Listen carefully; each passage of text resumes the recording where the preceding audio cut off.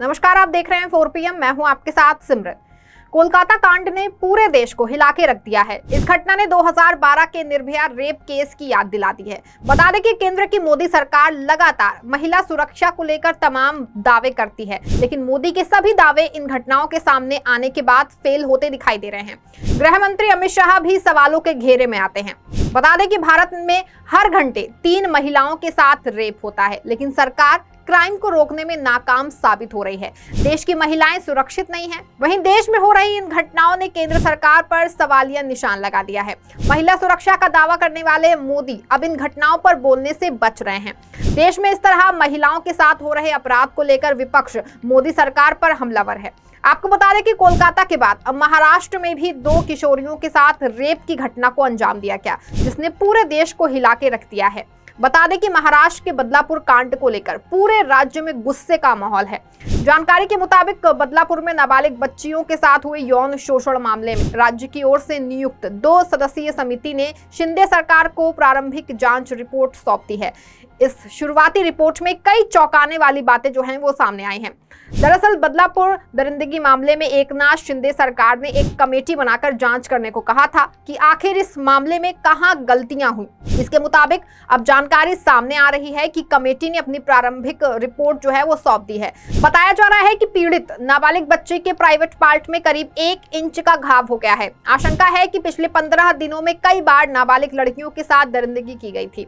इस मामले पर आरोपी अक्षय शिंदे 1 अगस्त को एक कॉन्ट्रैक्ट कर्मचारी के रूप में स्कूल में शामिल हुआ था। भर्ती के दौरान उसकी जांच नहीं की गई थी। स्कूल परिसर में हर जगह बिना किसी पहचान पत्र के उसकी पहुंच आसान थी। वहीं अब ये पता लगाने की जरूरत है कि क्या उसे किसी आउटसोर्स एजेंसी की ओर से किसी की सिफारिश पर काम पर रखा गया था। बता दें कि महाराष्ट्र में राष्ट्रवादी कांग्रेस पार्टी, शरद चंद्र पवार कांग्रेस और शिवसेना यूबीटी ने बदलापुर के स्कूल में बच्चियों के साथ हुए यौन उत्पीड़न के मामले में सरकार के खिलाफ मोर्चा खोल दिया है। इसको लेकर महाविकास आघाड़ी ने महाराष्ट्र बंद बुलाया था। हालांकि बॉम्बे हाईकोर्ट ने इस पर रोक लगा दी थी। इसके बाद एमवीए दलों ने पुणे में धरना दिया। शरद पवार पार्टी के नेताओं और कार्यकर्ताओं के साथ काली पट्टी बांधकर धरने पर बैठ गए और उनके साथ सुप्रिया सुले भी मौजूद थी। इस दौरान शरद पवार ने कहा कि महाराष्ट्र में ऐसा कोई दिन नहीं है जब महिलाओं के खिलाफ अत्याचार की खबर न आती हो। सरकार को इस घटना को गंभीरता से लेना चाहिए। सरकार कह रही है कि विपक्ष राजनीति कर रहा है। इसे राजनीति कहना दिखाता है कि सरकार कितनी असंवेदनशील है।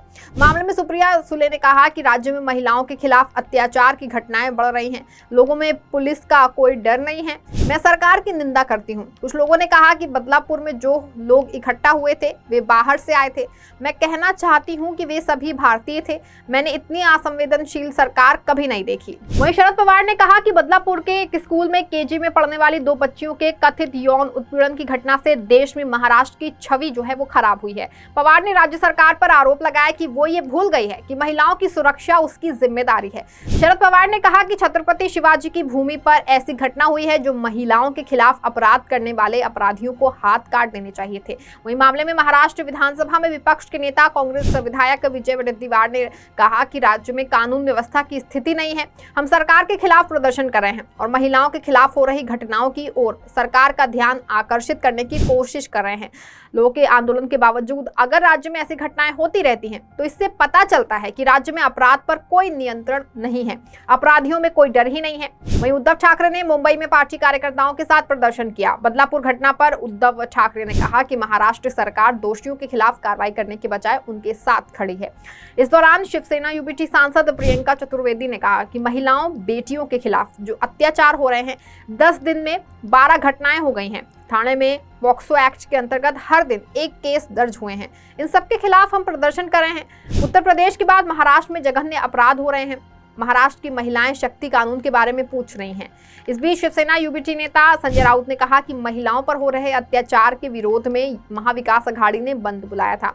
कोर्ट ने ऐसा ना करने को कहा है। हम कोर्ट के फैसले का सम्मान करते हैं, लेकिन कांग्रेस, एनसीपी और शिवसेना विरोध प्रदर्शन करेंगे। हमारी आवाज दबाने की कोशिश की जा रही है, लेकिन हमारी लड़ाई जारी रहेगी। इससे पहले बॉम्बे हाईकोर्ट ने शुक्रवार को राजनीतिक दलों को 24 अगस्त या आगे की किसी तारीख पर प्रस्तावित महाराष्ट्र बंद का आह्वान करने से रोक दिया था। कोर्ट ने कहा था कि इस तरह के विरोध प्रदर्शन की वजह से सामान्य जनजीवन प्रभावित होगा। पीठ ने जुलाई 2004 में उच्च न्यायालय के फैसले का हवाला दिया, जिसमें उन्होंने कहा था कि बंद या हड़ताल करना असंवैधानिक कृत्य माना जाएगा। दरअसल विपक्षी गठबंधन महाविकास अघाड़ी ने ठाणे जिले के बदलापुर के एक स्कूल में 2 बच्चियों के कथित यौन उत्पीड़न के विरोध में 24 अगस्त को पूरे राज्य में बंद का आह्वान किया था।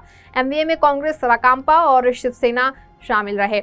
इस बीच शरद पवार ने बंद वापस लेने की अपील की, जबकि कांग्रेस ने कहा कि हाईकोर्ट के मद्देनजर केवल शांतिपूर्ण विरोध प्रदर्शन किया जाएगा। वहीं इस तरह की तमाम घटनाएं लगातार तमाम राज्यों से सामने आ रही हैं, लेकिन केंद्र की मोदी सरकार और गृह मंत्री अमित शाह देश में कानून व्यवस्था को कायम रखने में पूरी तरह फेल होते हुए नजर आ रहे हैं। मोदी सरकार को देश की सत्ता में काबिज होने को लगातार 10 साल हो रहे हैं, लेकिन देश की महिलाएं सुरक्षित नहीं है। मोदी सरकार के सभी दावे झूठे साबित होते जो हैं वो दिखाई दे रहे हैं। हालांकि इस बीच नेशनल क्राइम रिपोर्ट ब्यूरो के आंकड़े भी सोशल मीडिया पर ट्रेंड करने लगे। ये आंकड़े वाकई हैरान करने वाले हैं। खासकर रेप और छेड़छाड़ पर सख्त कानून होने के बावजूद देश में हर साल ऐसे मामले जो हैं वो बढ़ते ही चले जा रहे हैं। आपको बता दें कि एनसीआरबी के डेटा के अनुसार भारत में हर घंटे 3 महिलाओं का रेप होता है। 96% बलात्कार के मामलों में आरोपी महिला को जानने वाला होता है। इसके अलावा 100 में से सिर्फ 27 आरोपियों को ही सजा मिलती है। 2012 में निर्भया रेप केस से पहले बलात्कार के लगभग 25,000 मामले हर साल दर्ज किए जाते थे, मगर 2013 के बाद से इन केसों की तादाद बढ़नी शुरू हो गई। वहीं 2016 में 39,000 से ज्यादा रेप के जो मामले हैं वो दर्ज किए गए। हालिया आंकड़ों की अगर हम बात करें तो 2022 में देश भर में 31,516 बलात्कार के केस दर्ज हुए थे। हालांकि ये वो आंकड़े हैं जो पेपर पर मौजूद हैं। वहीं समाज में बदनामी के डर से ज्यादातर रेप केस दर्ज ही नहीं करवाए जाते हैं।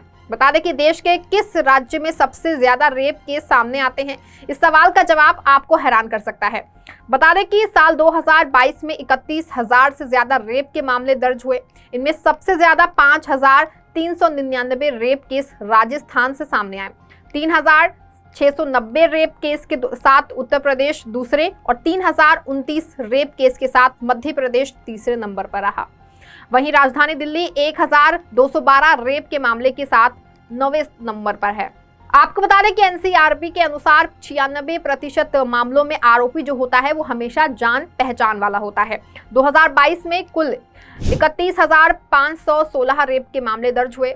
2,324 मामलों में रेप करने वाला परिवार का ही कोई सदस्य था। वहीं 14,582 मामलों में लिव इन पार्टनर या दोस्त को दोषी पाया गया। इसके अलावा 13,548 मामलों में पारिवारिक दोस्त या पड़ोसी ने रेप जैसी घटना को अंजाम दिया। वहीं हैरान करने वाली बात तो ये है कि 2022 में दर्ज किए गए रेप केस में 18,000 मामलों में ही ट्रायल पूरा हुआ है।